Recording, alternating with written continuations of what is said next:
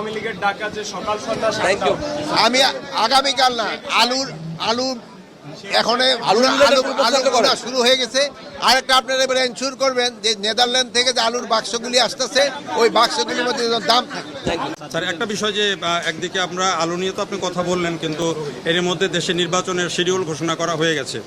আপনি জানেন যে 5 আগস্টের যে ঘটনা, তারপরে থানাগুলো লুট হয়েছে, এখনও অনেক অস্ত্র উদ্ধার হয়নি। এই অবস্থাতে বাংলাদেশে যে এবং সব থানাগুলো ফুল ফাংশন না, সেই ক্ষেত্রে নির্বাচনে আমি এইটার বলবো না, আমি এখন বলবো যে দেখেন যে পেঁয়াজের যে দামটা, একদিনে পেঁয়াজের দাম 35 টাকা বেড়ে গেল। এটা কিভাবে সম্ভব? এটা এই যে ধরেন যে মোবাইলের যুগে এই কারো কারসাজিতে কিন্তু পেঁয়াজের দাম বেড়ে গেছে। আপনারা আজকে এখানে দেখলেন যে আলু উৎসব, আমাদের যে কোল্ড স্টোর অ্যাসোসিয়েশন তাদের উদ্যোগেই এটা হয়েছে। এটা একটা খুবই ভালো উদ্যোগ। এই উদ্যোগটার সাফল্য আমি কামনা করি এবং আমি আশা করব তারা প্রতি বছর এই উদ্যোগটা যেন নেয়। আপনারা জানেন এই বছর কিন্তু আলুর উৎপাদন অনেক বেশি হওয়ায় কৃষকরা কিন্তু এটার দাম পায় নাই। এখন পর্যন্ত অনেক আলু রয়ে গেছে, বাট তারপরে একটা সুখবর হলো যে নতুন আলুটা আসতে একটু দেরি হচ্ছে। এই জন্য হয়তো আমাদের পুরনো আলুটা কোল্ড স্টোর থেকে বের হয়ে এবং পাবলিক পুরাটা কনজিউম করতে পারবে।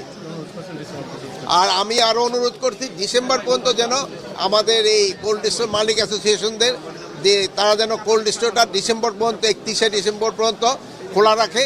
এবং এতে যদিও কোল্ড স্টোরের মালিকদের কিছুটা ক্ষতির সম্মুখীন হতে হবে, মানে ওভারঅল ক্ষতি হবে না, বাট ওই 1 মাস রাখলে একটু ইলেকট্রিসিটি বিল বেশি দিতে হবে। কিন্তু বাইরে তারা রাজি হয়েছে, এতে হয়তো কৃষকরা কিছুটা লাভবান হবে। যেহেতু আরেকটা জিনিস হলো, আপনারা আরেকটা জিনিস কৃষকদের বলতে হবে যে তারা যেন সারের ব্যবহারটা কমায়। ইউরিয়া সারের ব্যবহারটা হওয়ায় মাটি নষ্ট হয়ে যাচ্ছে, প্লাস কীটনাশক, প্রচুর পরিমাণ কীটনাশক দেয়, যেটার জন্য খাদ্যের জন্য কিন্তু খুবই ক্ষতিকর। স্যার, একটা বিষয় যে একদিকে আমরা আলু নিয়ে তো আপনি কথা বললেন, কিন্তু এর মধ্যে দেশে নির্বাচনের শিডিউল ঘোষণা করা হয়ে গেছে। আপনি জানেন যে 5 আগস্টের যে ঘটনা, তারপরে থানাগুলো লুট হয়েছে, এখনও অনেক অস্ত্র উদ্ধার হয়নি। এই অবস্থাতে বাংলাদেশে যে এবং সব থানাগুলো ফুল ফাংশন না, সেই ক্ষেত্রে নির্বাচনে আমি এইটার বলবো না, আমি এখন বলবো যে দেখেন যে পেঁয়াজের যে দামটা, একদিনে পেঁয়াজের দাম 35 টাকা বেড়ে গেল। এটা কিভাবে সম্ভব? এটা এই যে ধরেন যে মোবাইলের যুগে এই কারো কারসাজিতে কিন্তু পেঁয়াজের দাম বেড়ে গেছে। এই জন্য আমাদের এবার হয়তো পেঁয়াজ অত আমদানি করার প্রয়োজনও হতো না। কৃষকরা কিন্তু একটা ভালো পেঁয়াজ উৎপাদন করছে, তারপরে আমাদের আমদানির অনুমতি দেওয়া হচ্ছে। আপনারা এইগুলির দিকে খেয়াল রাখতে হবে। পেঁয়াজের দাম 70 টাকা এই মুড়ি পেঁয়াজ, আর যেটা নিয়ে ওই আগের পেঁয়াজ যেটা ওইটা 80 টাকা না আসা পর্যন্ত আমরা পেঁয়াজ ইম্পোর্ট করতে থাকবো।